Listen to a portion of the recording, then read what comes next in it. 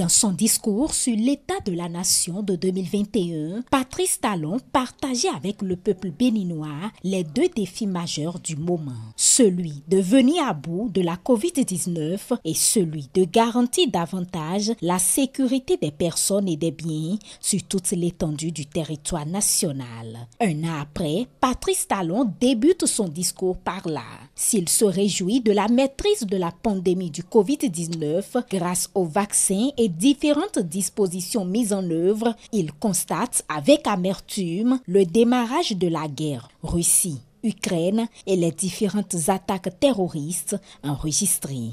Cette nouvelle réalité qui n'épargne ni pays riches ni pays pauvres concerne aussi, à bien des égards, notre pays qui, en plus d'y faire face, doit aussi relever le défi sécuritaire. Il s'agit de fortifier le pays et de garantir une sécurité optimale à tous. Ces actions seront densifiées encore davantage au cours des années à venir.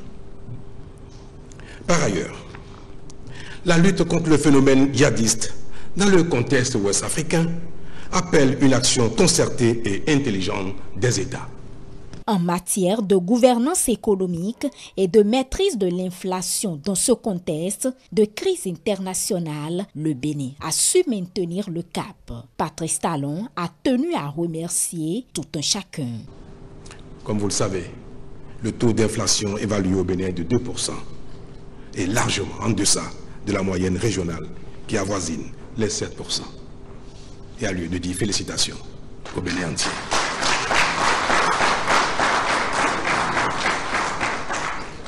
Ces performances, mesdames et messieurs, elles nous distinguent comme un pays de progrès où, grâce à nos efforts collectifs, nous montrons que le sous-développement, ou bien que le développement n'est pas une fatalité et que le sous-développement peut être vaincu.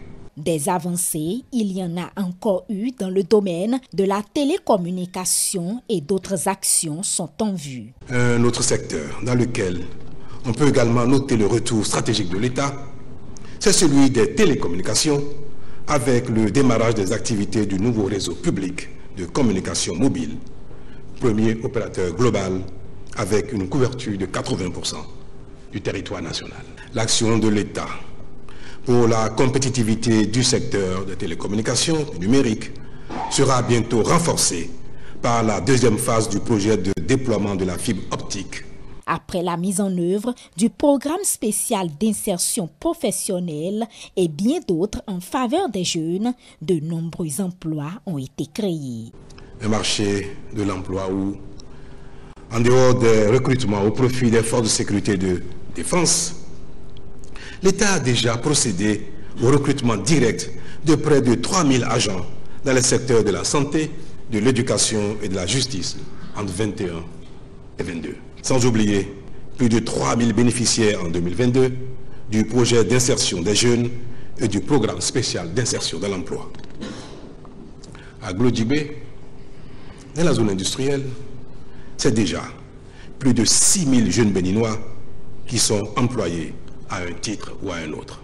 Le chef de l'État est également revenu sur l'objectif et l'impact de la revalorisation salariale. Un agent administratif tout en bas de l'échelle, dont le salaire en début de carrière est d'environ 62 000 francs CFA actuellement, gagnera désormais 104 000 francs CFA, soit une augmentation de 41 379, correspondant à 66% d'augmentation.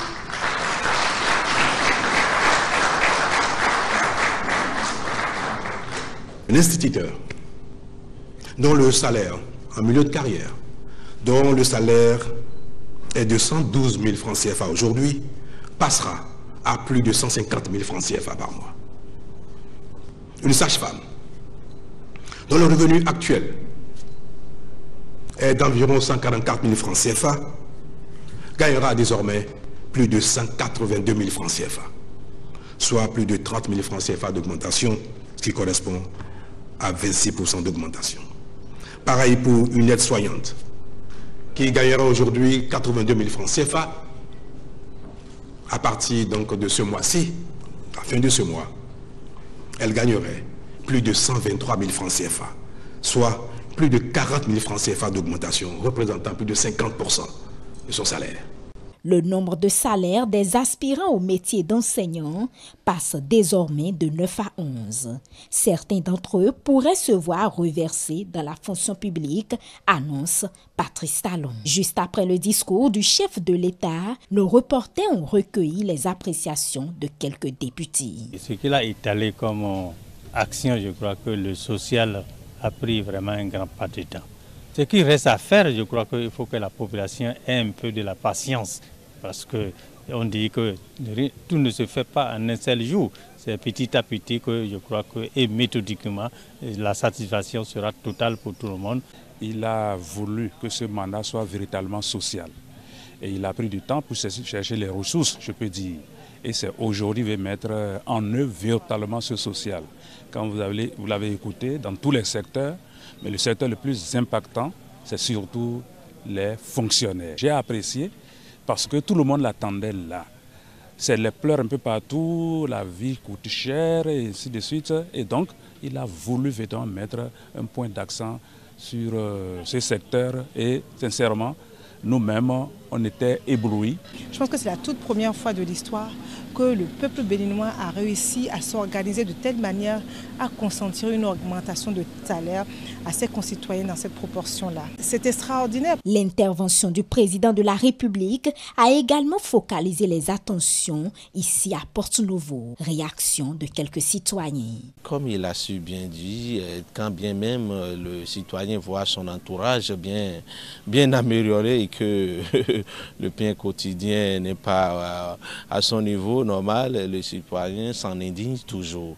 Donc le Béninois lambda s'est retrouvé maintenant plus concerné dans ce discours. Le discours du chef de l'État, selon moi, promet un grand avenir meilleur pour le peuple. À la Bourse du Travail, à Cotonou, secrétaires généraux des confédérations syndicales et collaborateurs ont laissé leurs tâches pour vivre cet instant solennel. Ils apprécient. C'est un bilan des actions du gouvernement, et les actions qui sont palpables. Et on a vu les efforts pour étendre le réseau électrique, des efforts qui ont été faits pour que tout le monde ait accès à l'eau potable. On a aussi constaté ce qui est fait pour l'extension des cantines scolaires. C'est des choses que nous avons appréciées. Si je vous dis que c'est les mesures salariales, vous trouverez que je suis égoïste, n'est-ce pas?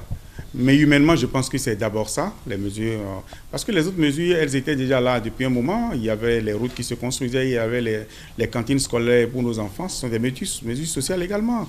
Les efforts qui sont faits aujourd'hui pour assurer la sécurité au nord du pays sont des mesures sociales également qui n'étaient pas prévues au départ. Donc, on ne peut apprécier que l'ensemble des mesures qui sont mises en œuvre aujourd'hui pour nous permettre d'avoir, disons, un vivre ensemble heureux.